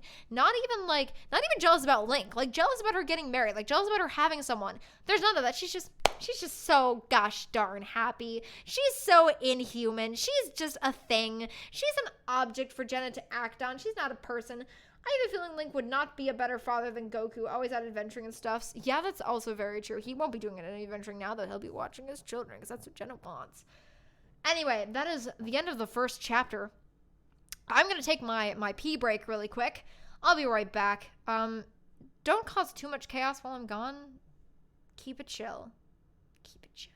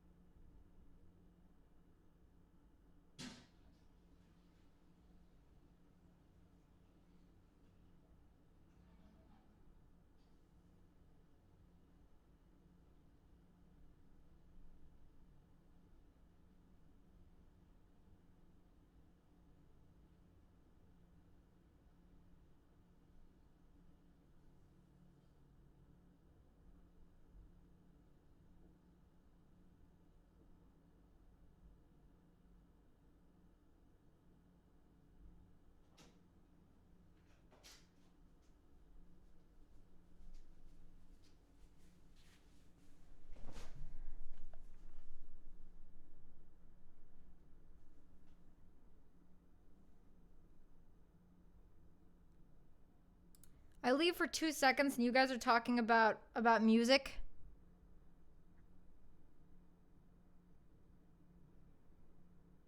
Okay. Raven Age is hard metal. Hungry Lights is kind of weird experimental metal. I'll look them up. I like hard rock. I don't always dive so much into metal, but I'm always willing to give something a shot. Okay. All right. How long is this chapter? This chapter is decently short, but the next chapter... No, actually, the next 2 chapters are decently short. So I'll probably read the next 2 chapters, and then I'll call it an evening. Because my voice is getting a little hoarse. I've been shouting a lot. Okay. For some reason, VN soundtracks are always pretty nice. Yeah, they are. They totally are. Actually, I might only be able to read the next chapter. My voice is pretty bad. I just did a huge recording session yesterday, so this might be a slightly shorter stream. I apologize. But we will see. We'll see. Okay. The wedding. It was the day of our wedding, and I'd been nervous all day long. The time to walk down the aisle, as in an island, she's walking down an island, drew near, and I felt the rush of nervousness run through me. But I was not going to let that stop my wedding day. She's a bridezilla, isn't she? Oh, she's a bridezilla. I was in my bridal chamber with Impa and Princess Zelda. As Impa and Princess Zelda worked on my hair, I stared down at my dress, fingering with the lacy design at my waist. The dress was the most beautiful and most expensive I had ever seen. You're just bragging now. You're just bragging now. The king had spared no expense when he had it made. The top of the dress was a low V-cut with lace that crisscrossed in front of my breasts to hold them up, and a feathery lace design lined the edges. Interwoven into the lace was an intricate design of pearls, and at the very center was a gold Triforce design. The lace design V at the waist, and a different lace pattern started where the other left off. The other pattern was all of a Triforce design. Smaller gold Triforce symbols lined the bottom of the dress. Why are you so obsessed with Triforces? Thank you, Alex K. One last drink. Thank you. Thank you, Alex K. Have a good evening. I wish I could have drank with you, but alas, I have to drive. All right. There's so many Triforces on all of her clothes. The sleeves were a see-through lace that ran from mid-arm all the way down to my waist and attached at my middle finger. My veil had a full pearl design at the front, and a small, solid white Triforce designs lines the edges. What a sentence. After I was fully dressed, all that was left to do was finish my hair. Sean, D-Rage Gamer, I mean, growing up, Avenged Sevenfold was metal, but now they're more so hard rock. Yeah, I like Avenged Sevenfold a lot. They're a little less hard than like straight up metal, because I like harder rock. I don't like screamo so much. But welcome. Okay. Oof. All right. After I was fully dressed, all that was left to do was finish my hair. Imba stopped working on my hair and let Zelda finish it. She walked over to a table and picked something up. When she came back over, she handed me a gold choker that had a Triforce charm with a diamond dangling in the center. Diamond is capitalized. I looked up at Impa while I fingered it. It was very beautiful. I started to say something, but Impa interrupted me. It will look beautiful on you. She took it, and the Sheikah smiled as she fashioned it around my neck. That's not how you spell Sheikah, and Impa would never smile. Incredibly out of character. Then I looked back at her. Thank you, Impa. It's very beautiful. They're not even listening to me anymore. They're just talking about music. Alright. Just then, Princess Zelda said she was done with my hair. I walked over to a mirror to take a look. The sides of my hair were done into a halo braid. The back of my hair was done up into 4 smaller braids that looped up and attached to the back of the halo braid. A silvery lace ran from the front of my hair to the back of my head and then around the 4 smaller braids. As I touched my hair with my hand, and it immediately all fell out because that's really hard to do, I turned to look at Princess Zelda and smiled at her. Thank you so much. I just love it, I cooed as she smiled back. Where was I? Oh, yeah. As Princess Zelda looked me over, she said something was missing. After thinking for a bit, she turned and walked over to her vanity and opened up a small jewelry box. She picked up something out of it, closed the jewelry box lid, and walked back over to me. Taking my left hand, she held up my hand and fastened a beautiful gold bracelet around my wrist. Looking at it, I could tell it was real expensive. The bracelet was of pure solid gold. At the center was a Triforce charm. Diamonds lined the edges of the bracelet, and rubies lined the inner part. At the center of the Triforce charm was an emerald. I looked back up at Princess Zelda, and she smiled a kind of sad smile. "It was my mother's, but I want you to have it," she said with a hint of sadness in her voice. A blank look crossed my face as I looked back down at the bracelet. I cannot accept it," I said as I held my wrist back out to her. Princess Zelda blinked in surprise. "Nonsense. Mother would have done the same thing if she was here. Besides, I want you to have it. It looks beautiful on you. Take it, and that's an order."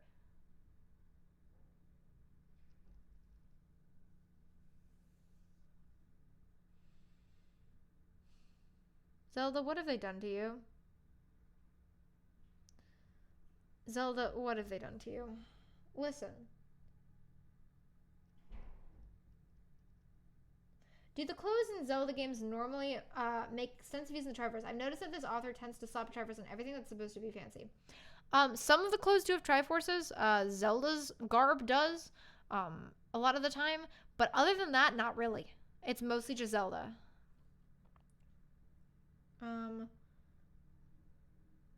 Why is Zorlando giving this random chick who stole her man something from her mom? Literally. That's just what I was gonna say. Yeah, Zarina is pretty weird for ditching this precious jeweler. Like, what have they done to you, Zelda? Just, what have they done to you? This random fuck-off girl who you're friends with. Not your sister, not your daughter, not your niece. No relation to you. Just, no relation to your mother. Your mother's in heaven going like, what the fuck? Like, why did you give my bracelet to this random bitch? Or anyway. Okay. Input nodded in agreement, and I smiled back. "Thank you so much," I said as I hugged my friend. Satisfied with how I looked, we got my bouquet and headed towards the courtyard. The wedding was about to begin. There was a loud bustle as people tried to find their seats. Everyone in Hyrule had attended. Everyone! Even all of the sages had to attend. The sages are dead! Also, I forgot to point out, Saria should not be in the Kokiri Forest because she's dead. They're all dead. Canonically, in the Legend of Zelda Ocarina of Time game, they are dead. They died. Guys, what if Zeraldo was a chick? Zeraldo! Anyway, they're all dead. They're not here. They're all dead. They came back from the dead to attend Jenna's wedding. The king would settle for no less. All of Hyrule was going to witness Link and I being wed. God, he's just a fucking dictator if that's what he's doing. You will witness this random wedding of this random fuck-off girl, or I will kill you. As the crowd began to settle down, the king came to my side. Since he was like a father to me, he was going to be the one who was giving me away to Link. I started to get nervous again as the wedding music began to play.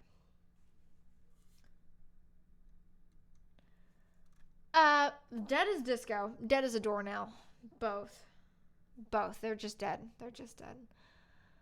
Okay. First, the flower girl went out. As she spread the flower petals along the red carpet, she looked like a little angel. I hoped that one day that the day Link and I had children, we would have a girl as pretty as her. Then I watched, your daughter will be prettier. I'm sure she will be. Then I watched as all my bridesmaids were walked out one by one with the ushers. Next, I saw Link being walked out. Sorry, that's my bad. Being walked out with Princess Zelda. He looked so handsome dressed in prince clothes as he walked down the aisle. What does that mean? What does prince clothes mean? I have no idea how he's dressed. Voltaire is really good. Beware Jenna, she has the power of necromancy to force souls to attend weddings after they die. Oh my god! Alright. Okay. Also, yes, Voltaire is a very good songwriter, and I recommend him immensely. Okay. He looked so handsome just in prince clothes as he walked down the aisle. Right. When he reached the altar and took his place, it was my turn to walk. Taking the king's arm, we begun to walk down the aisle. As we walked, my eyes darted around the room. The nervousness rushed over me. Then my eyes landed on Link. I could see his beautiful smile, but since I was nervous, I was glad Link could not see my face from underneath my veil. When we reached the altar, I took my place at Link's left. Zelda, my maid of honor, was to my left, and Darina, that's not how you spell that name, it's Darunia, Link's best man, was to my right. Before I fixed my eyes forward, I looked at Link from the corner of my eye. Man, how I loved him. Then the preacher begun to speak. We have gathered here today to witness this man and this woman being joined in holy matrimony. Melancholy Hill is a good song. Melancholy Hill is a good song too. Yes, I am going to voice him like that. This is a special time, a holy time, when a man and a woman come together and are joined under the witness of God. Honey, this is Zelda. There is no God. There's the goddesses. There's even the goddess Hylia if you go later in time, but there's no God. Why are you saying God? They're like, what the fuck is God? May your marriage bring long life and happiness. Do you, Link, take this woman to be your wife, to hold, to cherish in sickness and in health until death do you part? Yes, I do. Hey! Link responded.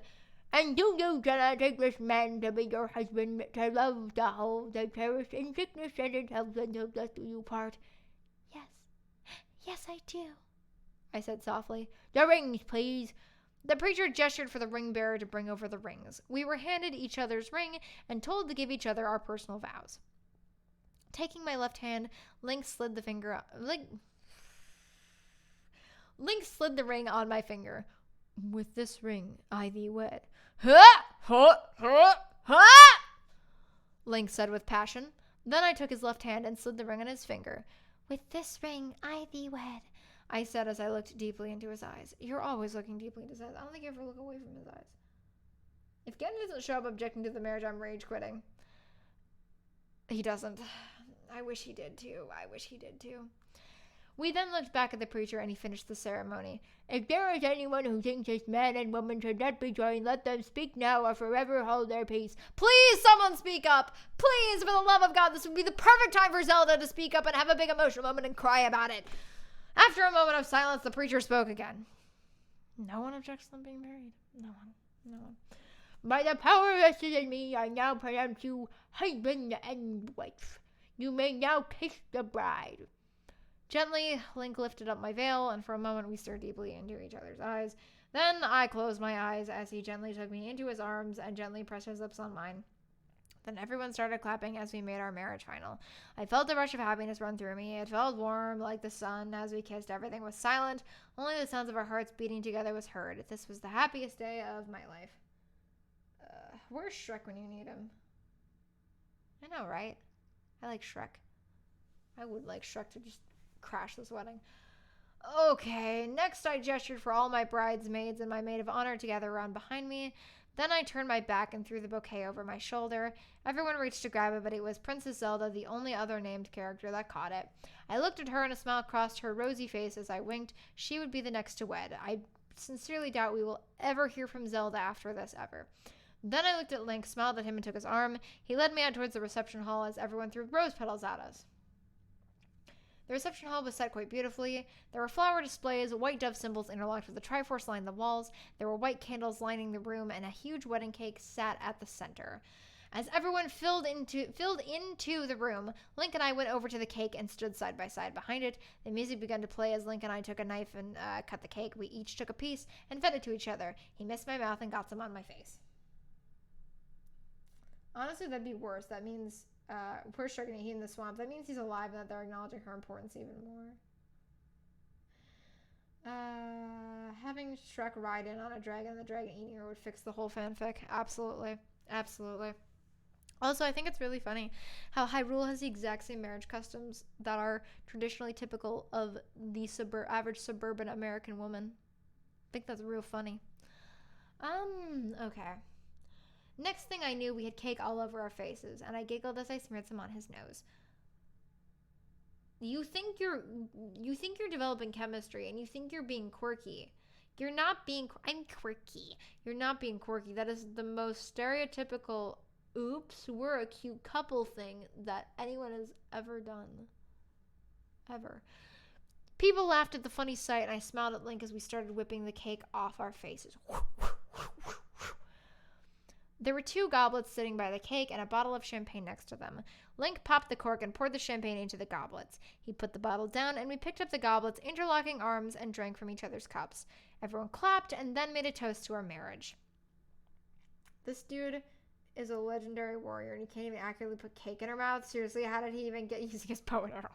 Yeah, shit, that's right. I didn't even think about that. Okay,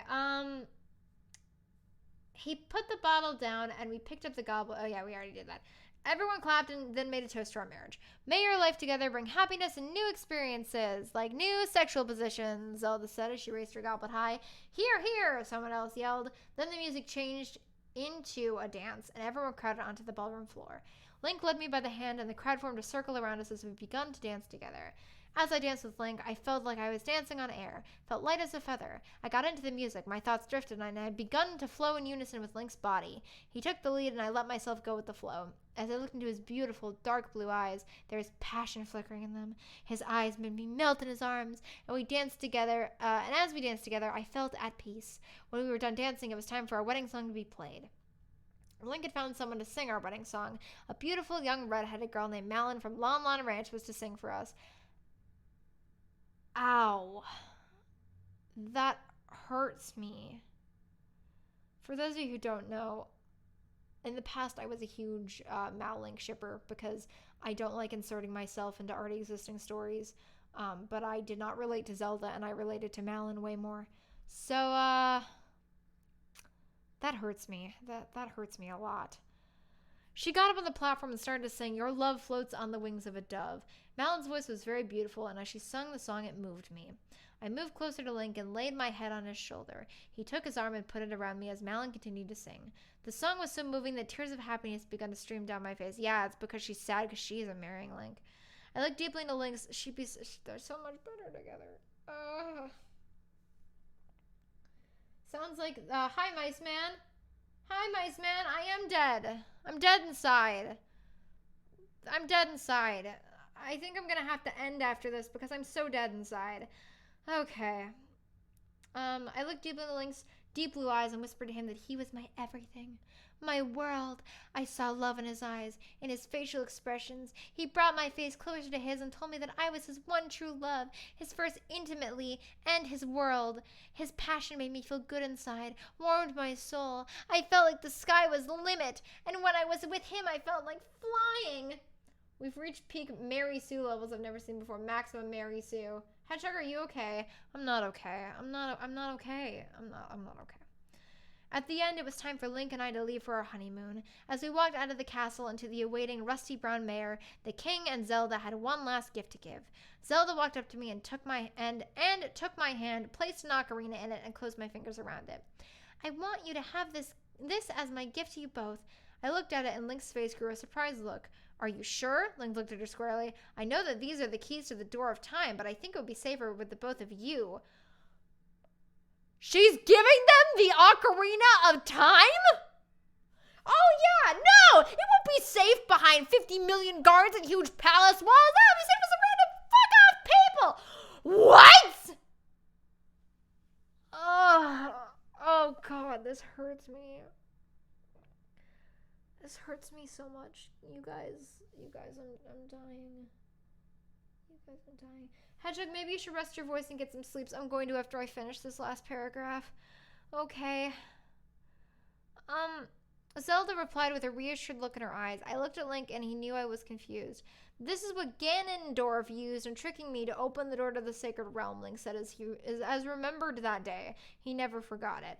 I remembered what I was told, the stories of Ganondorf, but Link and I holding the keys might be safe. No, it would not be safer. It would not be safer. Thank you, we will take good care of it, I said as I hugged her, and she smiled. Then the king hugged me, gave Link a pat on the back and a wink. I knew what he meant by that. Ha ha ha, we're gonna fuck! Ah! Then we went to the horse that was waiting for us. What a wonderful place to return to. Thank you, that Ozian. Link carried me to the saddle. The horse was Epona. There was a just married sign tied to the saddle over Epona's behind. Colored strings of yarn held from the back of the saddle, and from the bottom of the sign, Link lifted me up into the saddle, then mounted in front of me. I threw my arms around his waist as he checked to see if I was ready. Then he gently booted Epona in the ribs, and we took off at a gallop. I could hear the king and Zelda saying goodbye as we rode, but their voices drifted into the distance. Ugh.